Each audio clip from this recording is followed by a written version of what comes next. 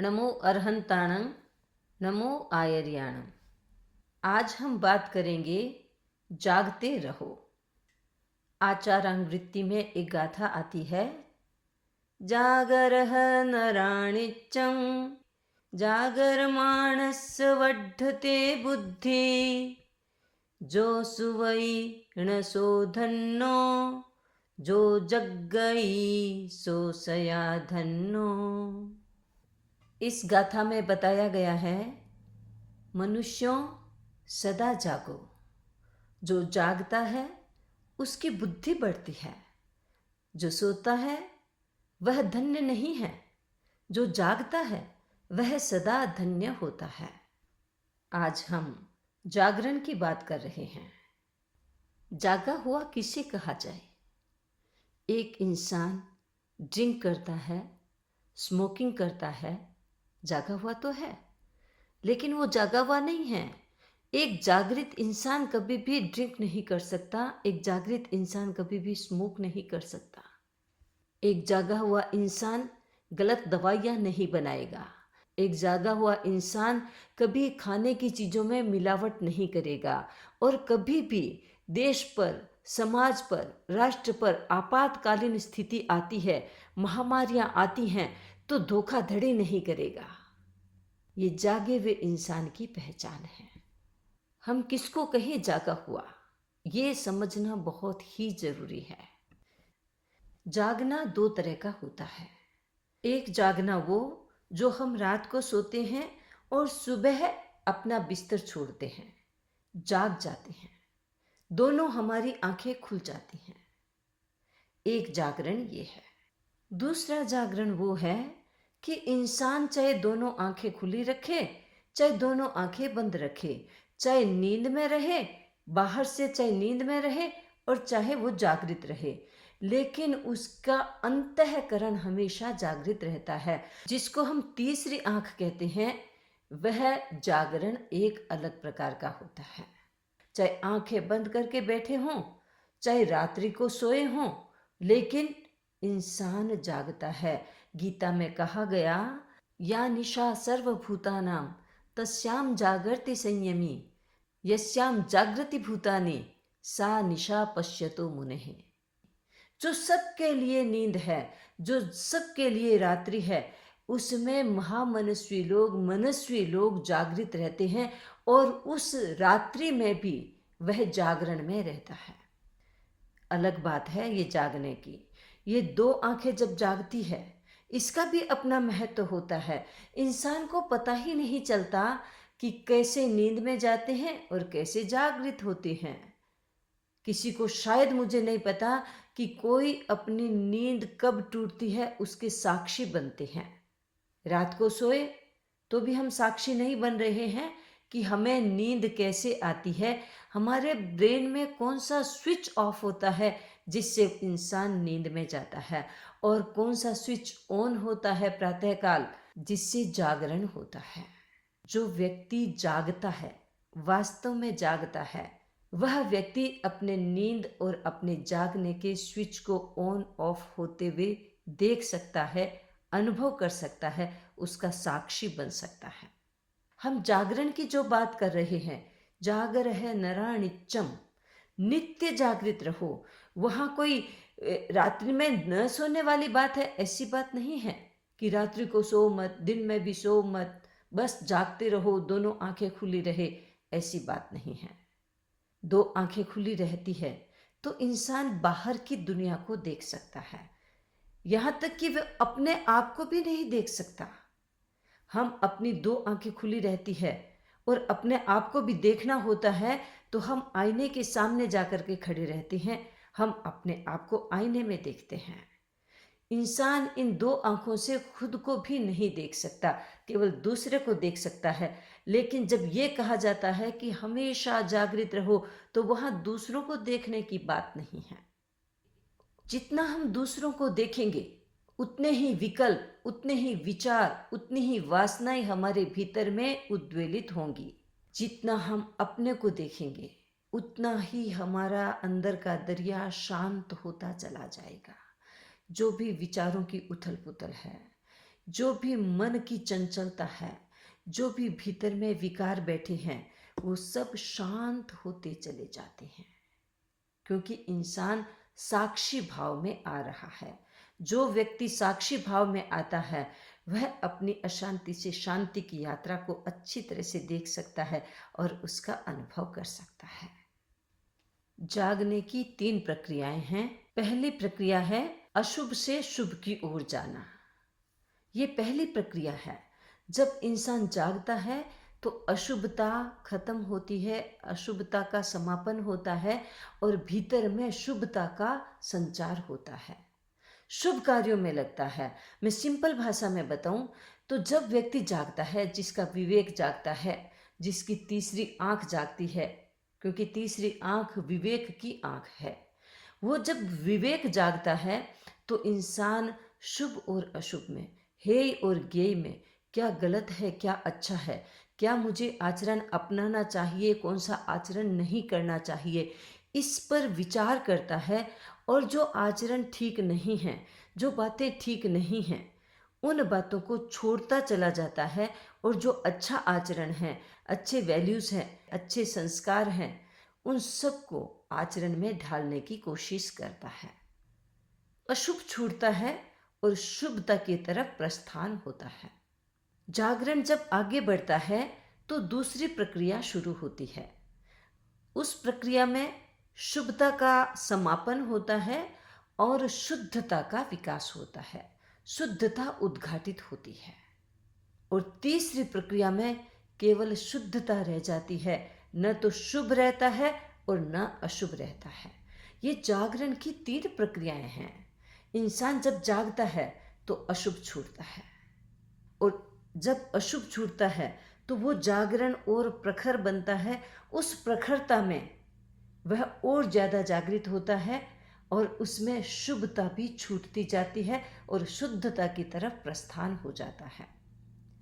जैसे आप बिस्तर से उठते हैं, और बिस्तर से जब उठते हैं तो आप उतने जागे हुए नहीं रहते, आंखें मलते हैं, आंखें को खोलने की कोशिश करते हैं, और जो उनिंदा रहते हैं, आधी नींद रहती है, उससे बाहर आने की आप कोशिश करते हैं।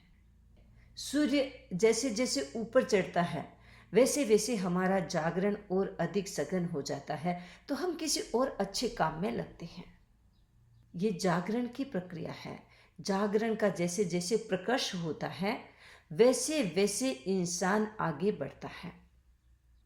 मैं इसको थोड़ा सा आध्यात्मिक रूप से बताऊं कि जैसे ही इंसान अपने प्रति जागरूक होता है, मैं कौन हूँ, मैं क्या हूँ, मैं क्या कर रहा हूँ, क्या मैं जो कर रहा हूँ वह ठीक है, मैं कुछ और भी कर सकता हूँ क्या, ये जब विचार हमारे भीतर में आते हैं, जब ये हमारे विचार भीतर में उद्भूत होते हैं, तब इंसान असंयम से संयम की ओर प्रस्थान करता है, असंयम के जीवन को लिमिट करता है और संयम को आचरण में ढालने की कोशिश करता है।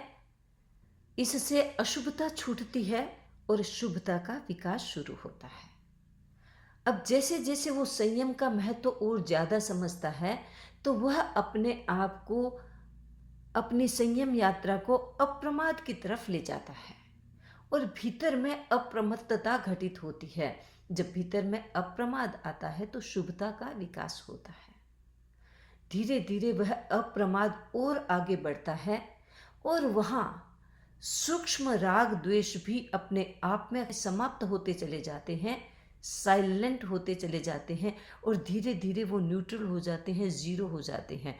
तब वहाँ से शुद्धता का विकास होता है और वो शुद्धता धीरे धीरे धीरे धीरे परमानेंट बन जाती है। ये विकास की प्रक्रिया है, ये जागरण की निष्पत्ति है। इंसान सुबह जागता है, उनिंदा रहता है, जैसे जैसे सूरज चढ़ता है वैसे वैसे जागरण प्रखर बनता है, प्रकृष्ट बनता है और अच्छा बन जाता है। और जब पूरा जागरण घटित होता है, वही तो निर्वाण की दशा है, वही तो निर्विकल्प समाधि है, वही तो मोक्ष है। ये जागरण की अंतिम अवस्था है। जब पूरा जाग जाता है इंसान, तो वो जागरण की अंतिम अवस्था है। यही बुद्धत्व है, यही अरहतत्व है, यही अरहम है, यहीं आकर के सारे अद्वितीय बन जाते हैं। एक राजा था जो हमेशा कथा सुनता था। एक दिन राजा ने पंडित से पूछा, पंडित जी, मैं वर्षों से आपसे कथा सुनता आ रहा हूँ। इतनी बढ़िया बढ़िया आपने कथाएं सुनाई हैं, इतनी वैराग्यपूर्ण कथाएं आपने सुनाई है, लेकिन मुझे कभी वैराग्य क्यों नहीं होता? इसका क्या कारण है? पंडित चुप हो गया, सोचने लगा क्या बताऊं। कुछ जवाब नहीं दे सके तो राजा थोड़ा नाराज हुए और राजा ने कहा कि आप मेरे इस प्रश्न का उत्तर 7 दिन के भीतर भीतर दें, वरना मैं आपके घर को नीलाम कर दूंगा।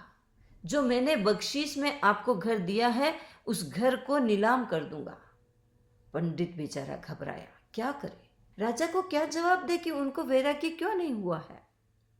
जब इंसान को चिंता घेरती है तो सबसे पहले भूख बंद होती है, उसके बाद नींद डिस्टर्ब होती है, नींद उड़ जाती है, चली जाती है, और उसके बाद तो सारा का सारा चैन बेचैन हो जाता है। पंडित जी भी बेचैन रहने लगे। क्या करे, घर आए तो चिंता, घर से बाहर जाए तो चिंता। आखिर 2 दिन बीत गए। बेटे ने पूछा, पिताजी क्या बात है, मैं आपको देखता हूं कि 2 दिन से आपका चेहरा कुछ मुरझाया सा लगता है और आपके चेहरे पर चिंता की रेखाएं साफ साफ दिखाई दे रही है। कोई विशेष बात है तो आप मुझे बताएं। पंडित ने सोचा कि बेटे से बढ़कर और मैं किसे बता सकता हूं। उसने बेटे को पास में बिठाया और बोला कि बेटे, बात ये है, मैं महाराज को वर्षों से कथा सुनाता हूँ, बड़ी अच्छी कथाएं सुनाता हूँ, वैराग्यपूर्ण कथाएं सुनाता हूँ, लेकिन राजा को कभी वैराग्य नहीं हुआ। राजा ने मुझे कहा है कि इसका कारण बताएं कि मुझे क्यों वैराग्य नहीं हुआ, जबकि कथाओं में तो इतना जल्दी जल्दी वैराग्य हो जाता है। और बेटा, मैं नहीं बता सका तो राजा ने मुझे 7 दिन का समय दिया है, और 7 दिन के बाद यदि मैं अच्छी तरह से नहीं बता पाऊंगा तो ये हमारा घर जाएगा और मेरी जो रजवाड़े में नौकरी है वो भी चली जाएगी। बेटे ने कहा, पिताजी आपको चिंता करने की जरूरत नहीं है, आप दरबार में जाना, मुझे साथ में ले जाना, और जब महाराज पूछे तो आप कह देना कि इस बात का तो जवाब मेरा बेटा ही दे सकता है। ऐसा ही हुआ। बेटे को लेकर के पंडित 7 दिन के बाद दरबार में गए। महाराज ने पूछा, पंडित जी मेरे प्रश्न का जवाब। पंडित जी ने कहा, महाराज आपके प्रश्न का जवाब है, ये मेरा बेटा आपके प्रश्न का जवाब देगा। बेटे को कहा जवाब देने के लिए। बेटा उठा, पंडित जी का बेटा उठा अपनी जगह से और सबसे पहले प्रणाम किया महाराज को और कहा, महाराज जवाब देने में किसी भी तरह की मेरे द्वारा कोई अविनय अशातना हो जाए आपकी तो मुझे आप माफ करना। बेटे के पास 2 डोरियां थी, रस्सियां थी 2। उसने क्या किया, एक रस्सी से महाराज को बांधा और दूसरी रस्सी से अपने पिता को बांधा और कहा कि अब आप दोनों एक दूसरे को खोल दीजिए। महाराज ने कहा, यह क्या बेहूदी है, मैं बंधन में हूं, मैं कैसे तुम्हारे पिता को खोल सकता हूं? कोई बात नहीं, मेरे पिताजी आपको खोल देंगे। पंडित ने कहा, बेटा मैं कैसे खोल सकता हूं, मैं भी तो बंधन में हूं, मुझे तुम खोलो, उसके बाद में मैं महाराज की हेल्प कर सकूंगा। पंडित के बेटे की बात न तो महाराज समझ सके और न उसका पिता समझ सका। आखिर बेटे ने कहा, महाराज आप दोनों ही एक दूसरे को नहीं खोल सकते, मैं खोल सकता हूं, मैं चाहूं तो मैं आप दोनों को खोल सकता हूं, लेकिन आप दोनों एक दूसरे को नहीं खोल सकते। तो मेरे प्रश्न का उत्तर कहां हुआ? आप मेरे प्रश्न का उत्तर दें। उस नवयुवक ने कहा, महाराज आपके प्रश्न का उत्तर यही है, जो बंधन में है वो दूसरे को नहीं खोल सकता, जो राग में है वो दूसरे को वैराग्य कहां से दे सकता है? आप बंधन में हैं क्योंकि आप राजा हैं, आप राज्य के बंधन में हैं, आप अपने महल के बंधन में हैं, इसलिए आपको वैराग्य नहीं होगा। और मेरे पिताजी भी बंधन में हैं, ये अपनी नौकरी के बंधन में हैं, इनका भी परिवार है, परिवार का भरण पोषण करना है, उसके लिए ये नौकरी करते हैं, आपको कथाएं सुनाते हैं, तो ये आपको वैराग्य कैसे दे सकते हैं? जब आप दोनों ही बंधन में हैं, एक दूसरे को कैसे वैराग्य दे सकते हैं? हाँ, मैं अभी बंधन में नहीं हूं, तो मैं आपको खोल सकता हूं। वैसे ही जो व्यक्ति खुद विरक्त है, वही व्यक्ति जब बोलता है, जब वह ज्ञान देता है, तो दूसरों को ज्ञान के छींटे लगते हैं, दूसरों को वो ज्ञान की फुहार लगती है। जो खुद बंधन में है, उनसे ज्ञान की फुहार कहाँ लगेगी? उससे ज्ञान का स्पर्श दूसरों को कैसे होगा? रागी वैराग्य की बात करेंगे तो वह वैराग्य की बात फलेगी नहीं, फूलेगी नहीं, आगे बढ़ेगी नहीं। जो व्यक्ति सोए हुए हैं, वे यदि जागरण की बात करेंगे तो बात बनेगी नहीं, इंसान जागेगा नहीं। इसलिए आर्षवाणी में कहा गया है, जागर है नराणिचम, जागृत रहो। ये सावधान वही कर सकता है जो नित्य जागृत रहता है। सोए हुए इंसान क्या कहेंगे? अरे अभी क्या जागना है, थोड़ी देर और सो जा, अभी तो कोई बात नहीं, अभी तो नींद लेने का समय है, अभी क्यों जागते हो, सो जाओ, थोड़ा सा और सो लो। सोने वाला व्यक्ति सोने की प्रेरणा देगा, जागने वाला व्यक्ति जागरण की प्रेरणा देगा। तो हमें इस गाथा से जागरण की प्रेरणा मिली है, और जागरण की प्रेरणा से क्या रिजल्ट आता है? जागने से इंसान की बुद्धि बढ़ती है। बुद्धि का मतलब विवेक बढ़ता है। जो व्यक्ति जागृत रहता है, उसका तीसरा नेत्र खुलता है, उसकी अंतर्दृष्टि जागृत हो जाती है, अतीन्द्रिय ज्ञान उसको प्राप्त हो जाता है। कोशिश करें हम अपने अंतःकरण को जागृत रखें, और वह अंदर का ज्ञान, अतीन्द्रिय ज्ञान, जो इंद्रिय से परे का ज्ञान है, वो हमें भी उपलब्ध हो। और वही तो सब कुछ है, वही अनंत ज्ञान है, वही अनंत शक्ति है, वही अनंत आनंद है। वह आनंद हमें मिलता रहे, निरंतर मिलता रहे। इसी शुभ कामना के साथ मैं अपनी बात संपन्न करती हूँ। ओम अरहम।